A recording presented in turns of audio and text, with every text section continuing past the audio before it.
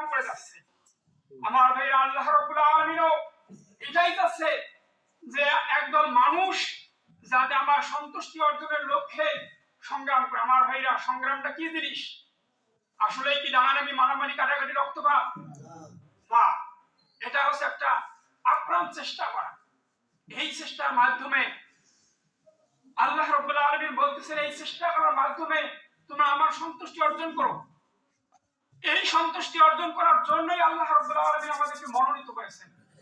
আমার ভাইরা, এই মনোনীত পথের মধ্যে থেকে যাতে আমরা আল্লাহর সন্তুষ্টি অর্জন করতে পারি। আসলে দেখেন, দীর্ঘদিন থেকে জামাত ইসলাম এভাবেই কাজ করে আসতেছে। এই জামাত ইসলামের এবং ছাত্র শিবিরের নাম রাখা হয়েছে রক্ষার দল। আমার ভাইরা, বিভিন্ন ডাক্তার থেকে আরম্ভ করে বিভিন্ন ভাবে বিভিন্ন লোক এভাবে বলছে যে জামাত ইসলাম এবং ছাত্র শিবির রক্ষার দল। যখন